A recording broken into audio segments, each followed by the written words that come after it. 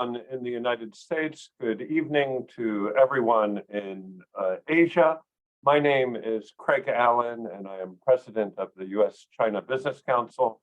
And I am delighted to welcome you back to our book discussion series.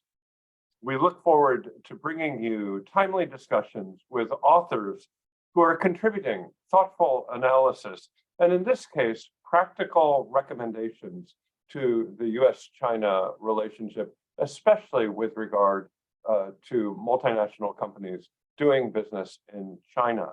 So thank you for joining today's discussion with Andrew Cainey and Christiane Prange, authors of a superb new book, Xiconomics: What China's Dual Circulation Strategies Means for Global Business.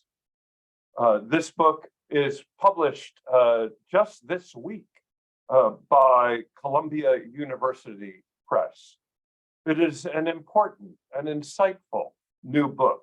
Despite its somewhat imposing title, it's easy and fun to read, and more importantly, it contains very practical and useful analytical tools and structures for foreign businesses to use as you assess your future strategy of doing business in China.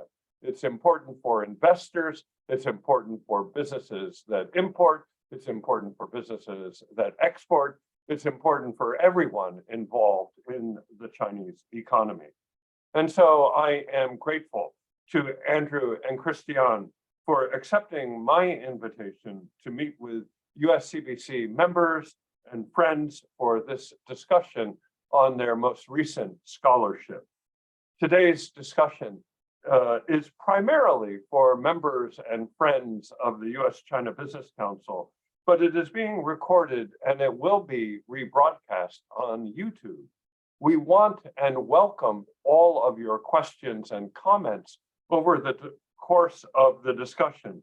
But as this video will be made public, we ask that you put your questions into the Q&A function, and I will do my best to bring them up with the authors on an anonymous basis. I will raise as many of your questions as possible. Please feel free to add your questions or comments to the Q&A function at any time. Now, please allow me to introduce our two authors. Andrew Cainey is a senior associate fellow at the Royal United Services Institute, a security-focused UK think tank, and he is a founding member of the UK National Committee on China, a sister of the National Committee on US-China Relations based in New York. He is a graduate of Harvard and Cambridge, and he has had a 20-year career with BCG and Booz Allen. Christiane Prange is a professor of strategy and international business. She has held teaching and research positions with several universities, the TS Business School, Emilon Business School, Woshan University, Tufts University, and she has consulted with multinational corporations globally. And she has worked and studied in China for many years, including teaching at the Tongji University in Shanghai. Her PhD is from Geneva University in Switzerland. So we have, I think, a very valuable European perspective here, which I would like to explore as over the course of the next hour. So unlike many co-written books, this book holds together beautifully with a lovely synergy between Andrew's more geopolitical outlook and Christiane's more business strategy oriented approach. The book offers a general background for business persons' needs to understand contemporary China, and perhaps more importantly, it provides analytical tools for CEOs and country managers to plot their corporate strategy in this time of great and increasing uncertainty. So Andrew and Christiane, if I could turn to you, please. Can you tell us why you wrote this book and what you hope to accomplish? Thank you. Thank you, Craig, for that wonderful introduction, and thanks for the opportunity of getting us the opportunity to come and chat with you about our book. From my point of view, and Christiane has some further thoughts on this around why we set out on this. One was a very specific point around dual circulation strategy being announced in 2020, and we'll explore what that is. And it struck us that this was a very underappreciated concept and approach that had a lot of value to understand that more broadly.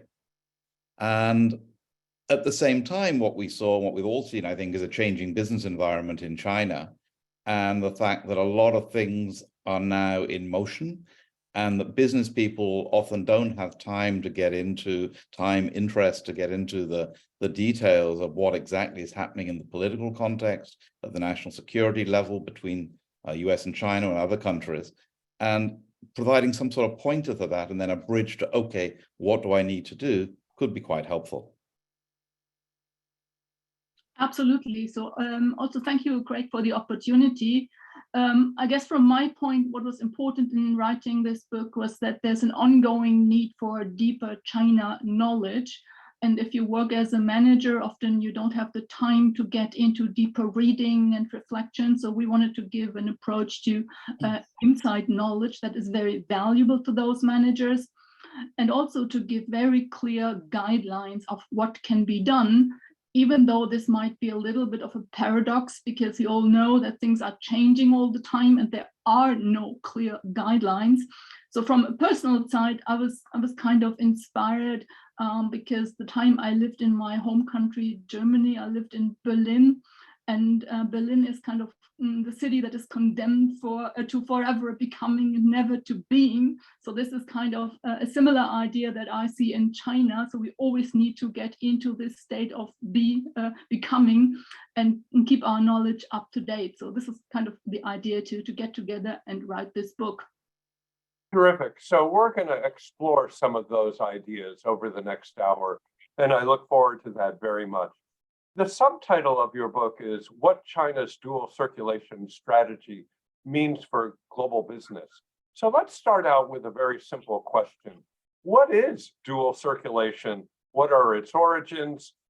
Is this a theory, a policy, a slogan? Who owns it? Which ministry is implementing it?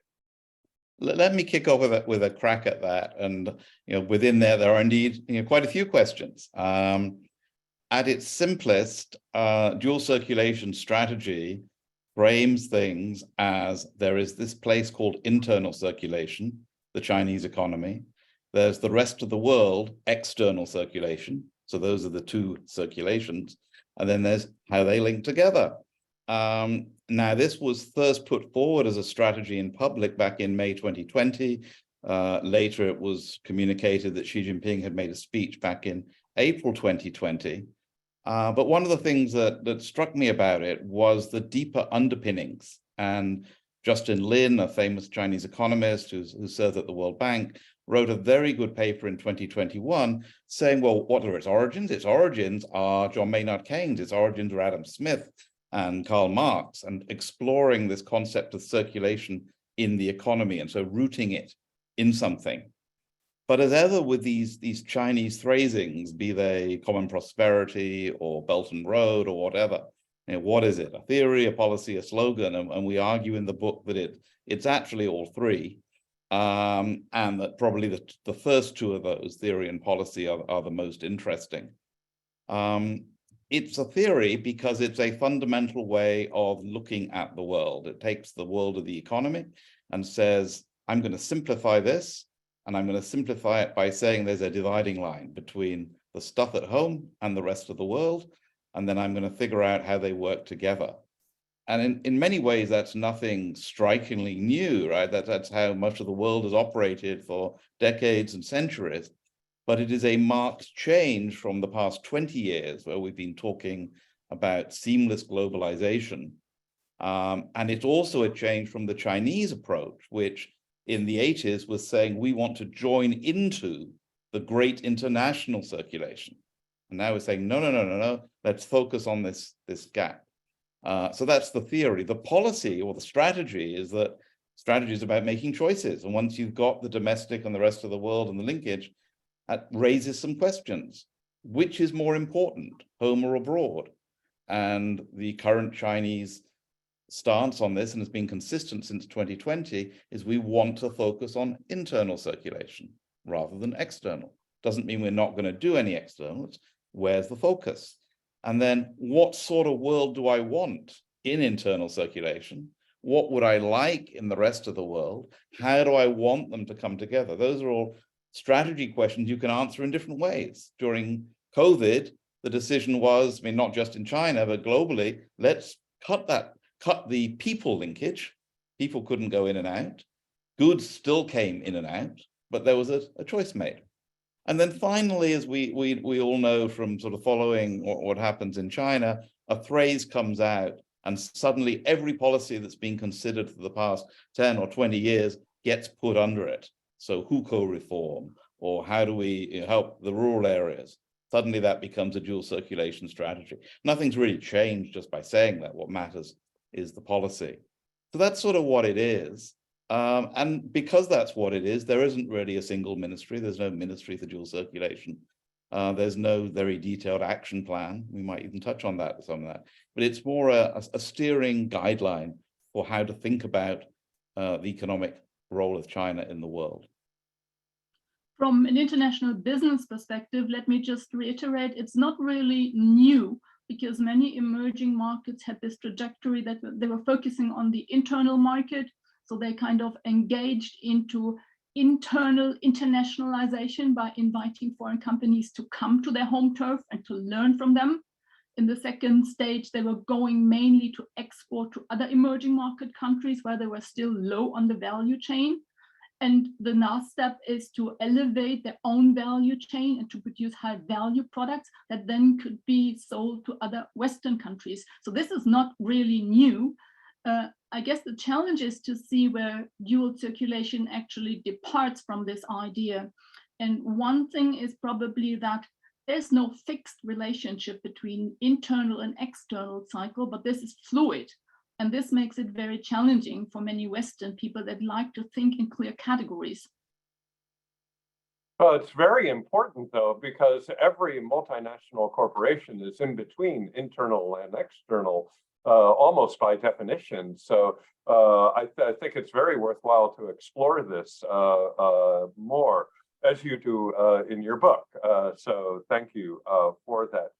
But before we go on, I think that let me ask, the party and the government have a lot of economic objectives.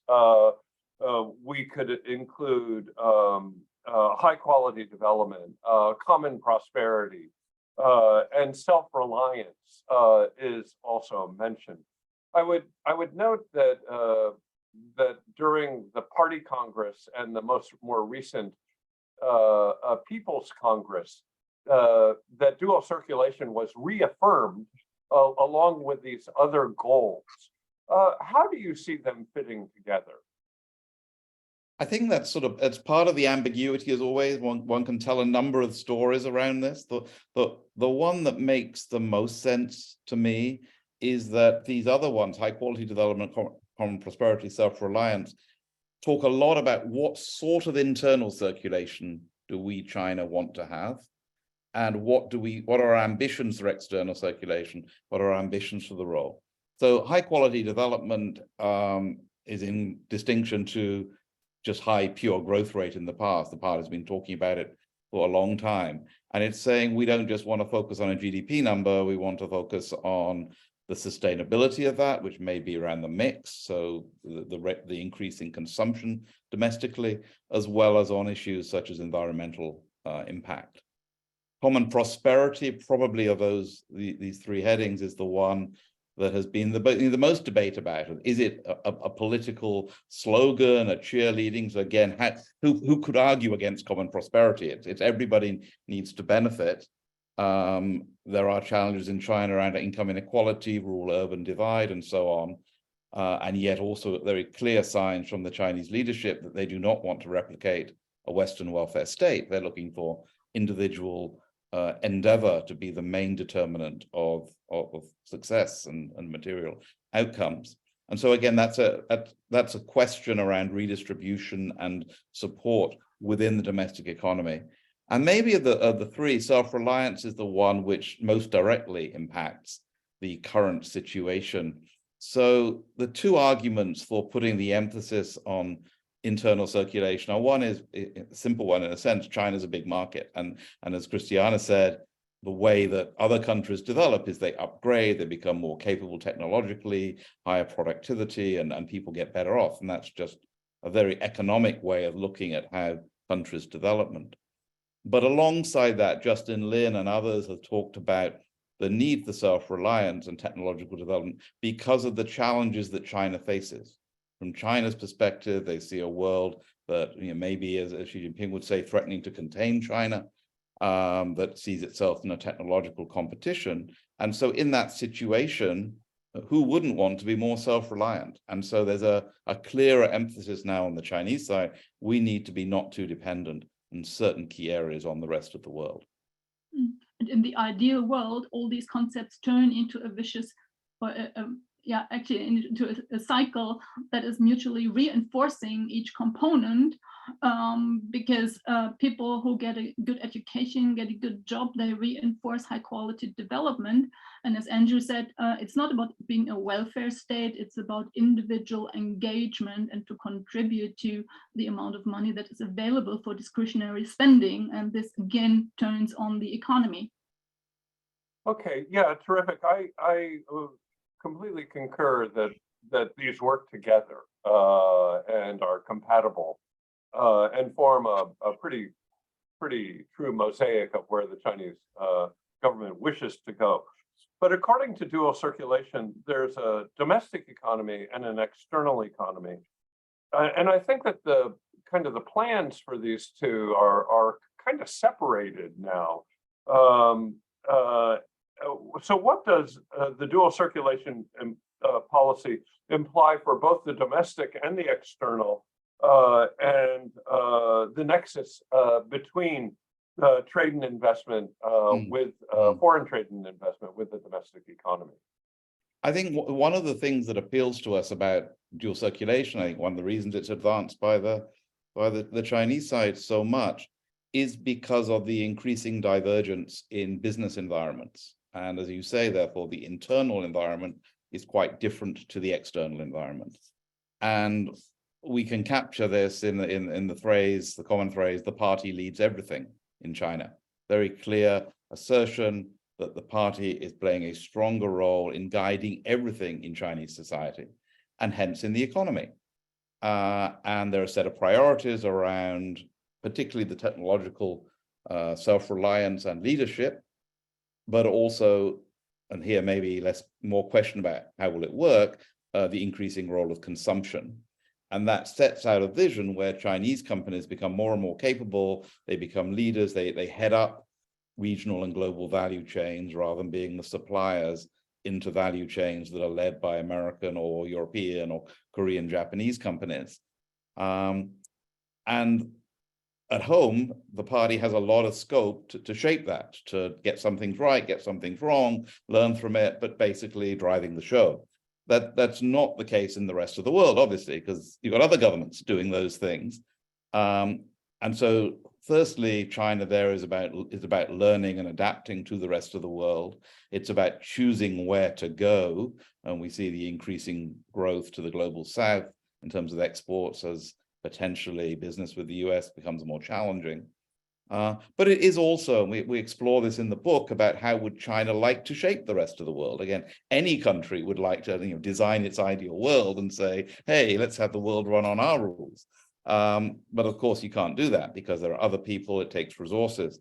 But China certainly is still incredibly engaged in the trade and investment international system and keen to do more there. We see RCEP, we see an application to CPTPP. it wants to take a stronger role in technology standards, shaping areas where it's sort of open water at the moment, blue ocean, as they say, because no one set the standards. Someone needs to. Technologically innovative companies are well placed to do that.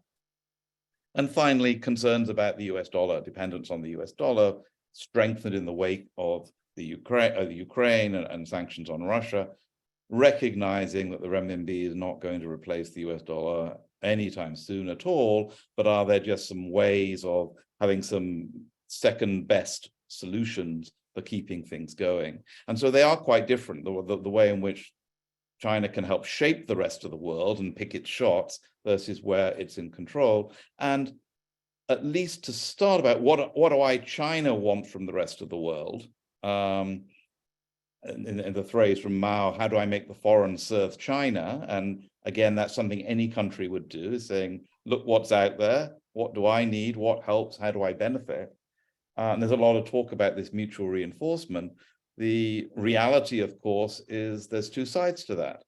On the US side or the European side, we say, well, how can China help us? And it's been helping a lot in the past with cheap goods, high quality goods at times, but good imports and trade and jobs and exports, a whole bunch of benefits from engaging with China. But there are also costs from engaging with China. And how do we make sure that both sides get a good deal out of that? Christiane, anything to add? Maybe just one point. Andrew, I fully agree. And the world in total has become more complex. It's not only for China and in China, which we see in the phrase, there are great changes unseen in a century. So there are lots of initiatives and policy guidelines that make it even difficult for Chinese people. Everything has to deal with this complexity. And this is basically the challenge we're facing. Oh, okay. So let's look at this, begin to transition to microeconomics. What does a dual circulation policy mean for Chinese private sector companies and state-owned enterprises? I suspect that they would welcome this, but be grateful for your thoughts. Mm-hmm. So we've already seen a structural reform of state-owned companies in the past, and there have been initiatives as like the Go Global initiatives for many state-owned companies. So obviously China is looking towards the outward world, and there have also been a lot of capability initiatives to increase knowledge about the external world, internationalization capabilities. So this basically applies to the state-owned companies, which, like in any country, have not been so attractive for young graduates that wanted to go more into the private sector, entrepreneurship, and building high technology. So we see in the private sector that there have been many companies, especially in AI, in high tech and electronic vehicles, that become eminent competitors of Western companies because they had many advantages on the home turf. So they were largely unregulated, which gave them a big advantage.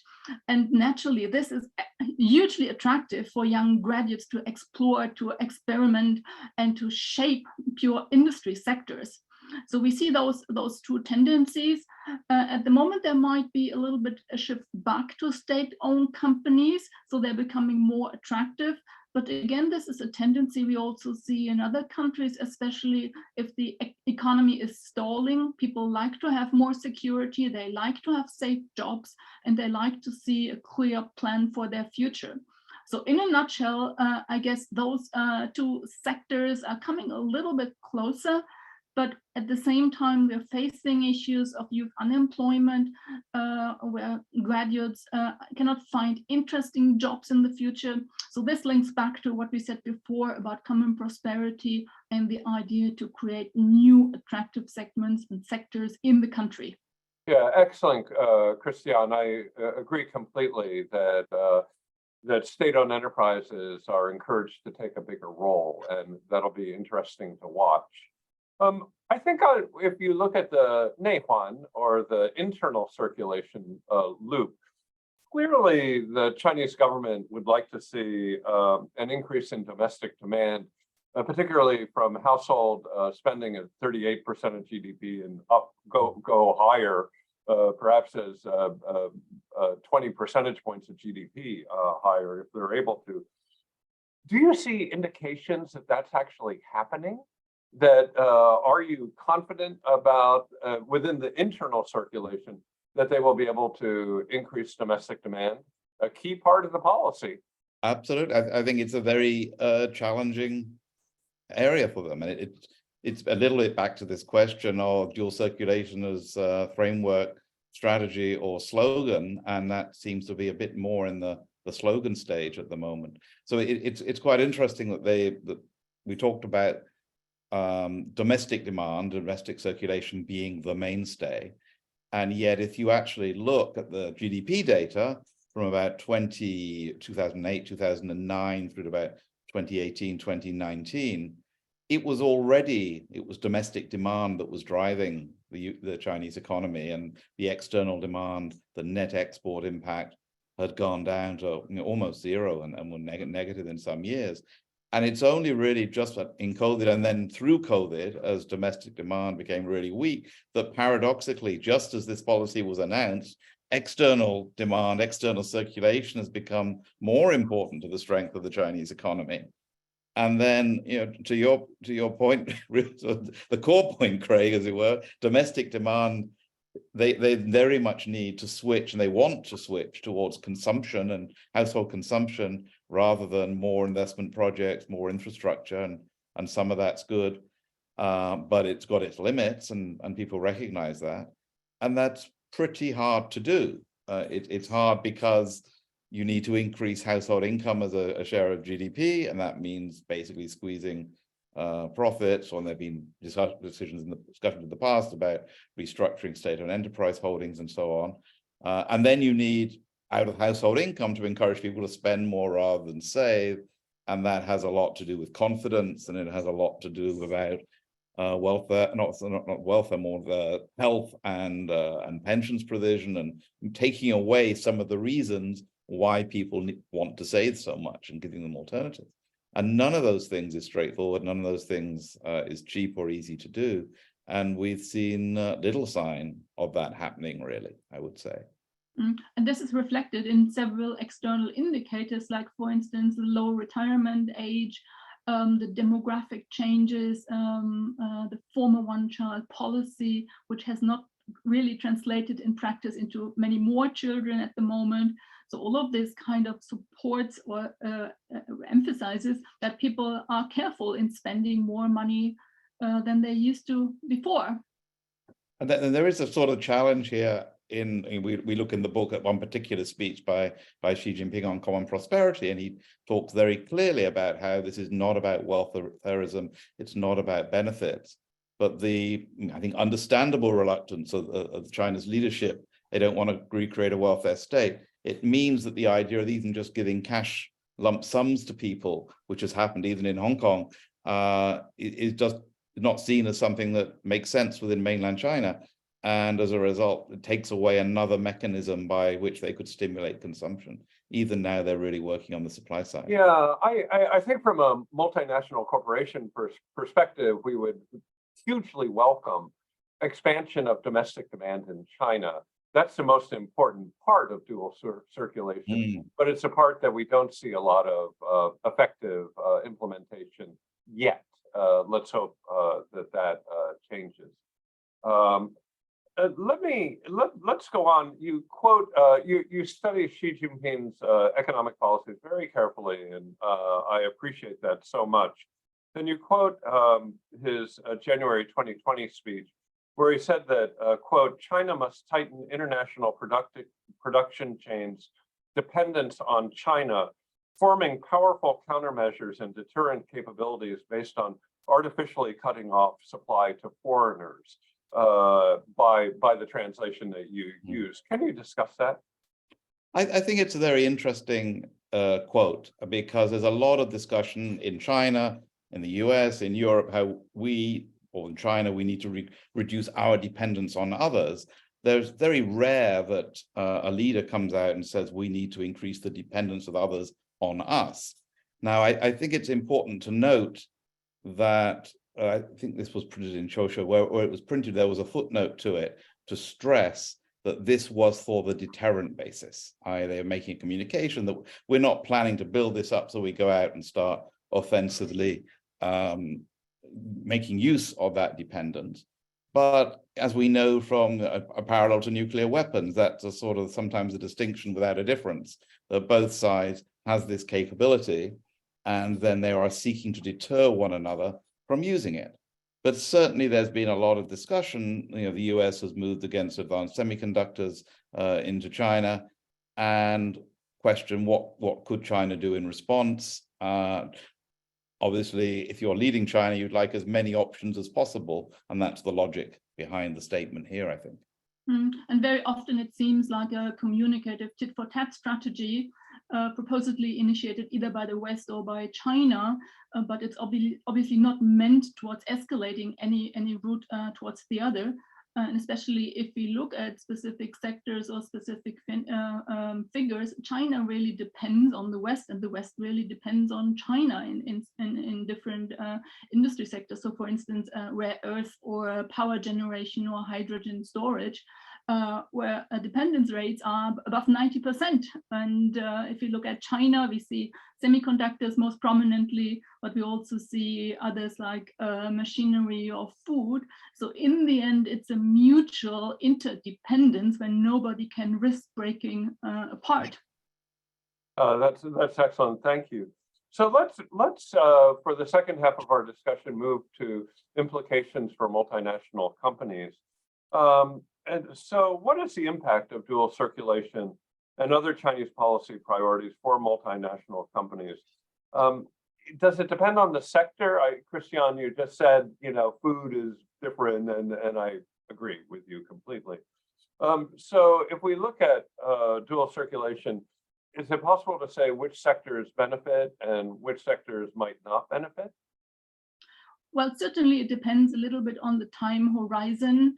So China in general wants to upgrade its prioritized industries. So for those industries, it is important and challenging for Western companies to come into the market, and actually they are very much invited.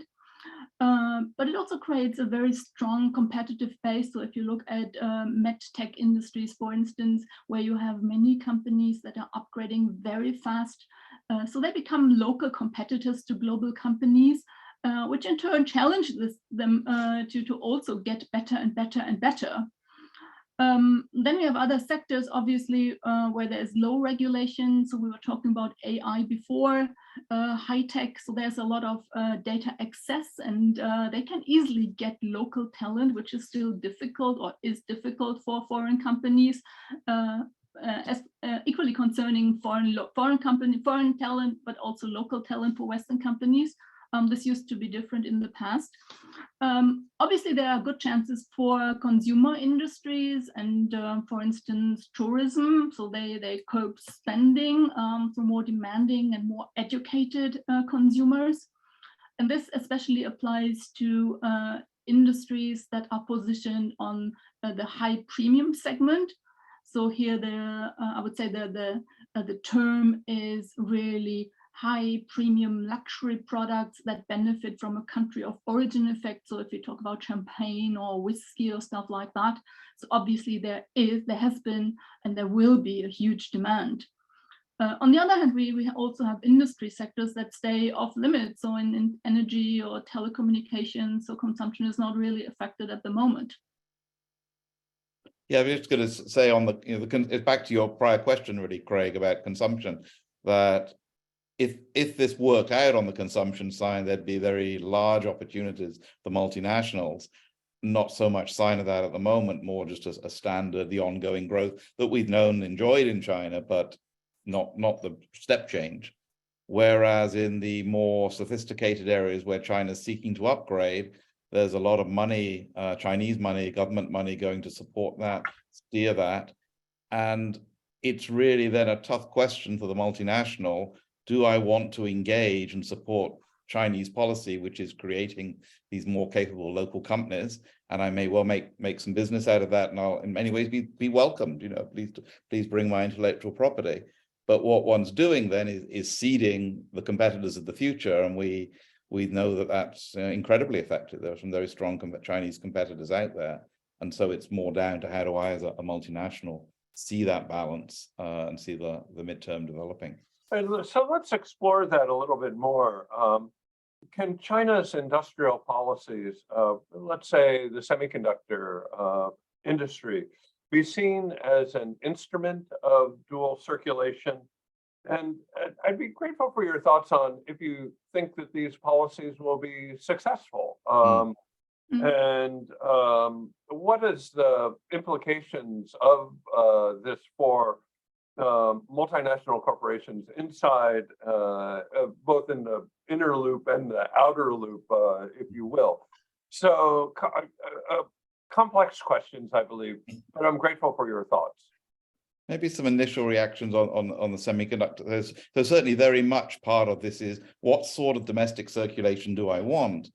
And I think the government signaled very clearly it's a bit less consumer platforms, it's more AI, it's more advanced medtech. It's the Made in China 2025 agenda of a whole bunch of new industries, and that technology is as important almost as GDP. It obviously leads to GDP, but there's a focus on the actual technology upgrading.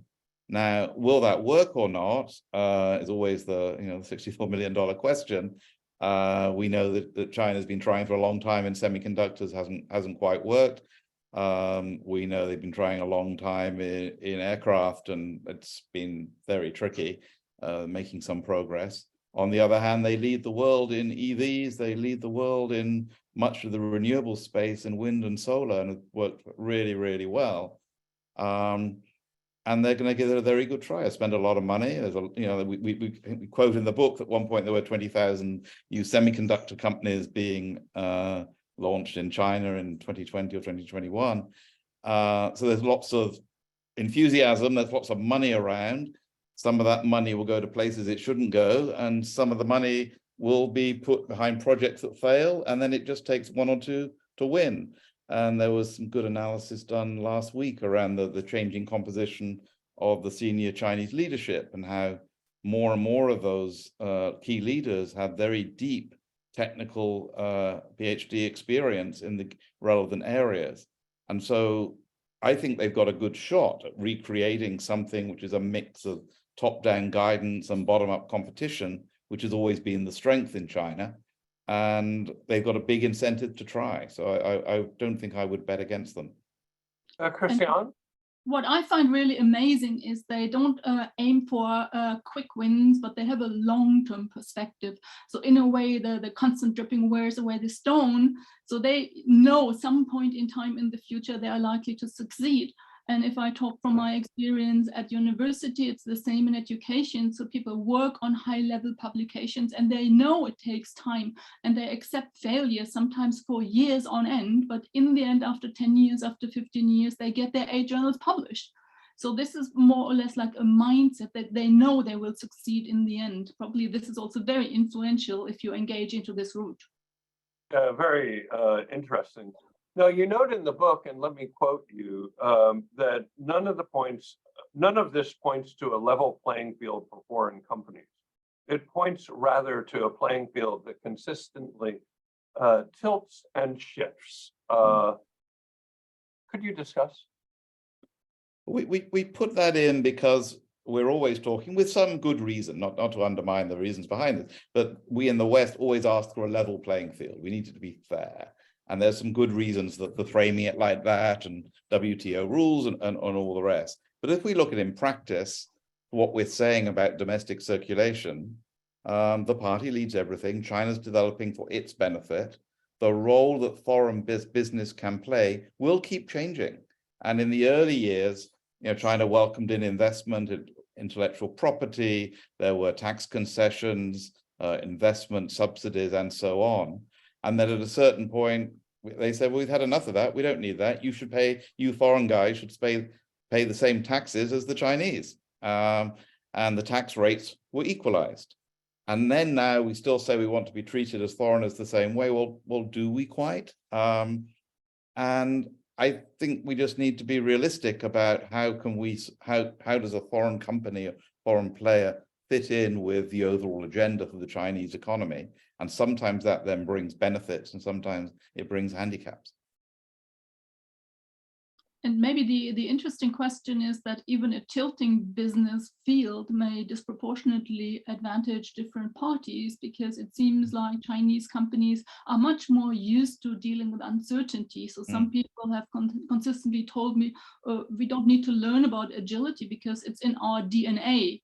Whereas for many Western companies, this uncertainty and lack of control is really frightening. Very good point.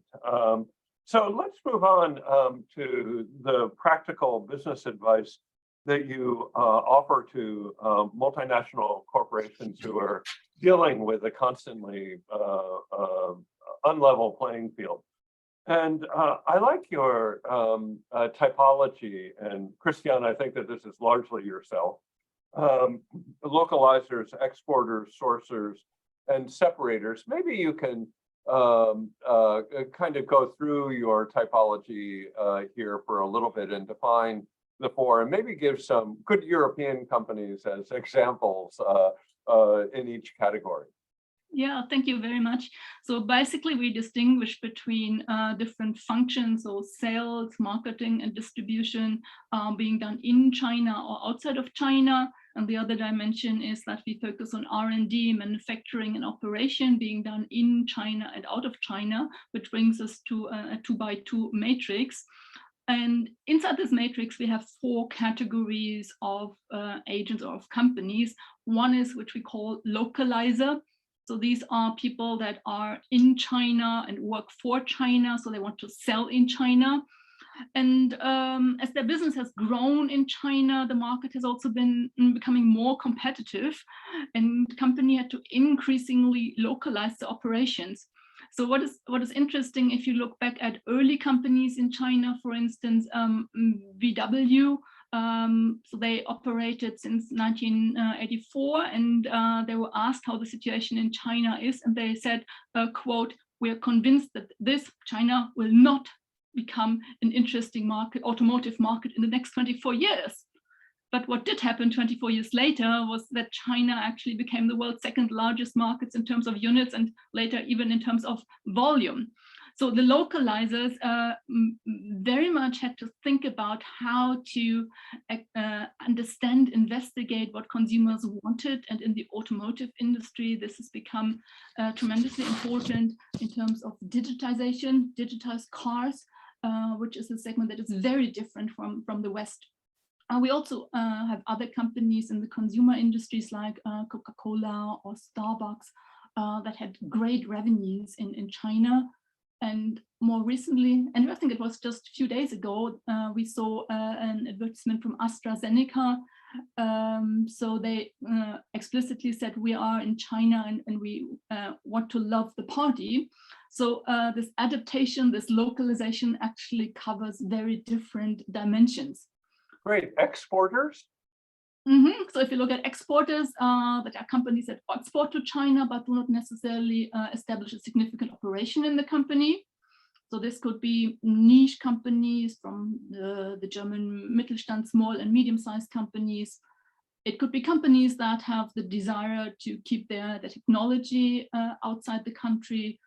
Or what you mentioned before, these could be country of origin products. So they really export high-level premium products like Chanel or whiskey or vodka that is specific for a foreign country.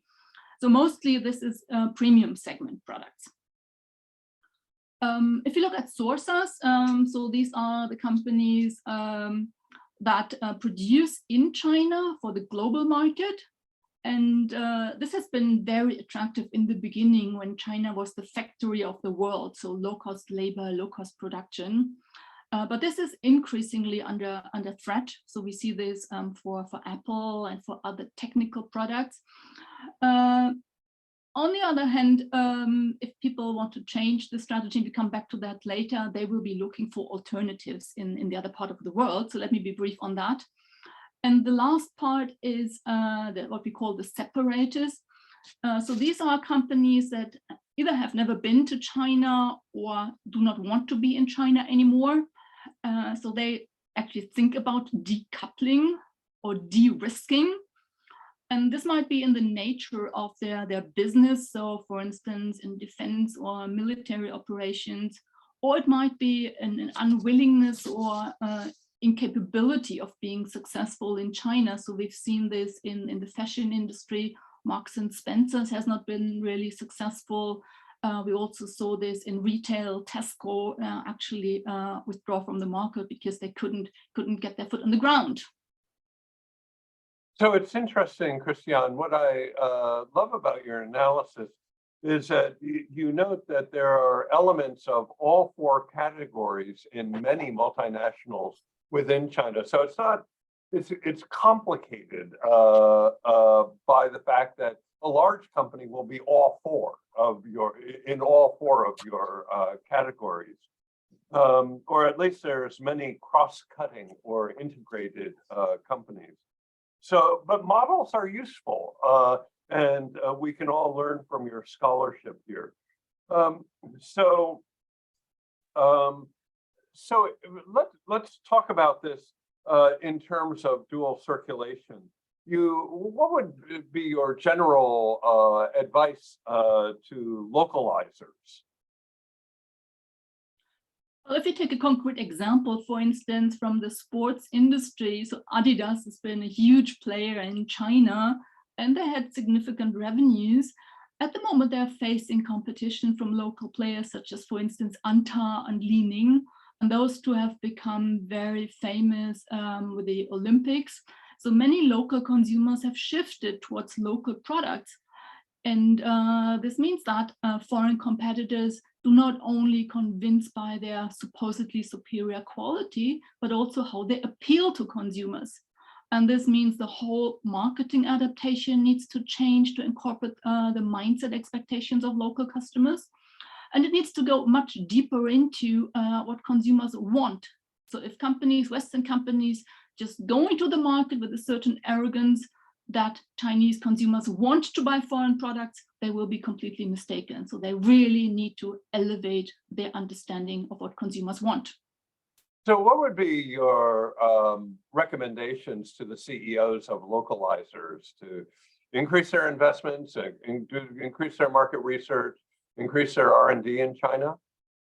So definitely have much more market research and much closer benchmarking of their immediate competitors. So in the example I mentioned, I would like to understand much better what Anta and Li Ning are doing and how they attract their customers and what's behind that, not only in the technology, but also in the sense of what pricing is attractive, what gadgets are included in a specific product. So in the automotive industry, if you don't have WeChat in the car, if you don't have the electronic devices in the car, you will just not succeed anymore. And the former famous brands like VW, BMW, Audi, they will lose in the market because the superiority of the pure technology is not given anymore if it's not adapted to what the consumer needs. Like, if I could add something in there, I think it's a question, or in a sense, of sort of the phrase "go big or go home," and it depends where you are. If you've got a good, as a foreign company, a good business today, success means you need to localize, bring things onshore. The elements Christiane is talking about, the culture, the agility, the local decision making, and ability to move quickly in the market. And we see companies doing that. We see Volkswagen investing in a new Hefei innovation center because they feel they've gotten behind the game in automotive. But others are taking a look at that and saying, gosh, that looks like a big order. And we saw last year Jeep, Stellantis and their Jeep operations winding down the joint venture, the Gap pulling out. And so there are other people saying, well, yes, if I localized, it might work, but that looks a bit risky. I don't quite have the appetite for that. But if you get stuck in the middle, it's just going to be very painful. Yeah, it strikes me also, if you're a new to market entry, you're not going to localize quickly. So if you're a new company formed in the 2020s, this is not necessarily a viable option. For companies that have been there for a long time, it is viable. And this leads to questions of organization and management. So if you talk about localization, it also means you can't organize everything from a Western headquarters, but you need to localize in the management team. That is responsibility for the operations goes to local managers that are highly educated. And that Okay, then brings back to the please. question we talked about earlier about connectivity, that the key roles within a multinational are the connectivity between country operations. And we're seeing the larger multinationals in China indeed localize and have more Chinese leadership, responsive, greater decision rights to respond and act to the market. But how then do you keep the communication going between the China CEO and the global CEO? All against this geopolitical backdrop and different information environments and feelings, some based on reality, some based on misperceptions. And it's an area where you need to maintain trust in very different circumstances. Excellent. So not an easy task here at all for localizers. So let's turn to exporters. And Christiane, you had mentioned that the German mid-sized companies are good examples of this. But could you talk about their strategy or the strategy of exporters to China? Mm-hmm. So probably the most important thing is if they're really in the high segment, the premium segment, that is, there's huge demand in China. So they collaborate with the local Chinese small companies. And this is a way forward to enter the market. And it doesn't really make sense to set up operations because they're just too small. However, as the Chinese companies are getting better and better, they also need to localize a little bit more. And if they can't succeed, they think about diversification. So this is, I guess, driven by the factor that we also see increasing national pride in Chinese consumers. So they want to buy local. And one strategy that companies have adopted is what we call chameleon branding. So they appear more local, even though they are Western products. On the other hand, I think for exporting, it's becoming more and more difficult if we talk about used products or products that are on the lower level of quality. We see this moving over to Africa. So for instance, if you look at companies like Volvo, they have developed a market for used trucks in Africa. But in most parts, this is not going to work in China anymore. That is looking more for high quality. So in summary, I guess the role of exporters is increasingly difficult. And it's even more difficult than the pure localizers because they also need to look at targets for diversification. And I would just add there that if you're an American company or exporting from America, even if you're a European company exporting from America, you're facing the tariffs, an average tariff rate of about 20%, which makes this strategy more difficult to follow in many cases. The exclusions can be temporary and for limited duration. Andrew, anything to add? No, I don't think it has a lot of great exporters for sure. Well, I mean, there has been this work done, particularly that the capital goods, the German capital goods companies are some of those most affected by dual circulation, if it works, i.e. the technology upgrading is creating competitors. And I guess this may be the most important, competitors in China, but of course we're seeing already with EV vehicles, right? China's now the world's largest automotive exporter, suddenly in the past few months. That these Chinese companies are not going to stay in China. They very much are continuing to go global. And regardless of what an American or European company decides to do in China, it's quite likely there'll be a Chinese competitor showing up in Latin America or Europe or something. Yeah, I agree with that completely. The fact that they're not in China doesn't actually protect them at all, for sure. Okay, so let's go on to sourcers. Christiane, in your typology, these are people who source from China, and there's a lot of them. So along the development of value chain upgrading, this obviously also applies to the sources. So they have to upgrade along their China value chain. And this is to the extent that potentially innovations in the future are coming from China. So innovation made in China that then are exported back to the rest of the world. If companies don't want to stay there, they definitely have the challenge to find other places. So we're talking a lot about China plus one strategy. But this is not easy because there's the question of cost, obviously, of setting up operations quickly, of finding adequate talent. So if you look at China, we have a very talented workforce. So many managers have an excellent education. So it was working pretty fine, but setting up the same somewhere else, like in Vietnam or Thailand, will take time. And it's also subject to geopolitical questions. So this diversification, China plus N, is a big challenge for the sources that will not be easily solved. For localizers, not easy. Exporters, not easy. Sourcers, not easy as well. And I agree with that. But I think for separators also not easy at all. Could you go into that, please? Yeah, I mean, for separators, it might actually be a little bit more easy because they already took that decision. But this might be mistaken because if you decide to separate, probably that's very few companies that completely separate. And what we had before, it may just be part of their business units that is not operating in China while the rest actually does operate in China. So it's really important to understand what it means. What are the off-limits sections of a company where you can't operate, so for Google or Microsoft, but you might have other business units where it's very recommendable to be in the market and to follow one of the other three strategies. So in the end, this decoupling has already turned into de-risking, and companies are probably not seriously considering full-fledged decoupling at all. Yeah, I think that the beauty of the model is that in one company you have all four elements, and that your recommendations can be selectively used for one product line or another product line, and that's really how to use your book. And I think it's very valuable contribution. One of the things we wanted to add was to have the variety, as you say, it's complicated. So on the separator side, at this time when so many people are talking of decoupling, there are a whole bunch of financial institutions that are entering new business lines in China because of deregulation. They're going the other way.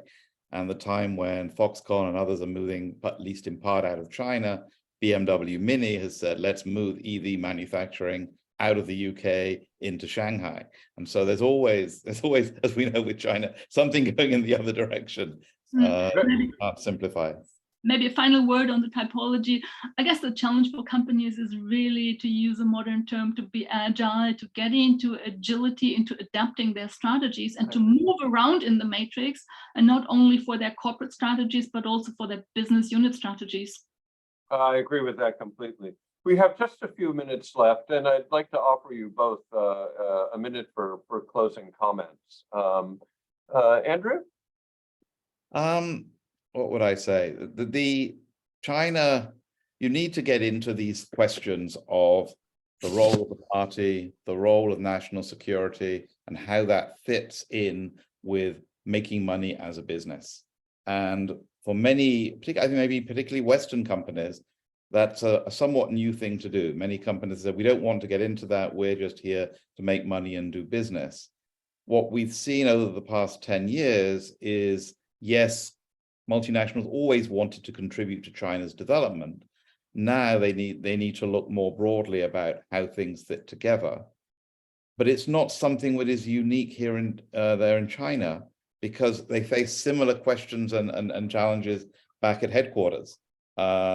China's become a topic back at headquarters as well, and you need to have the same approach there. So it's not as though, oh, it's just China, we need to look at it in that way. It's something absolutely companies need to have everywhere. And Absolutely. to understand the nuances and the different perspectives and say, how do we place ourselves within that? Absolutely correct. Okay, Christiane, final thoughts? Yeah, what I see is a very unbalanced state of knowledge. So if you look at Chinese people, they know so much more about the US or Europe, the West in general. Whereas if we look at Western people, they know so little about China. So I guess in order to be successful personally or in business terms, knowledge about China needs to increase tremendously. I think that is very well said. Well, Andrew Cainey, Christiane Prange, thank you very much for today. But more importantly, thank you for a wonderful book, Xiconomics, What China's Dual Circulation Strategy Means for Global Business. I highly recommend this book for anyone doing business in China. And Andrew, Christiane, I look forward very much to your next book. So let's adjourn here with our gratitude and thanks for your excellent scholarship. Please keep it up and let's carry on the conversation. Thank you very much. And Thank you very goodbye. much. Wonderful. Bye-bye.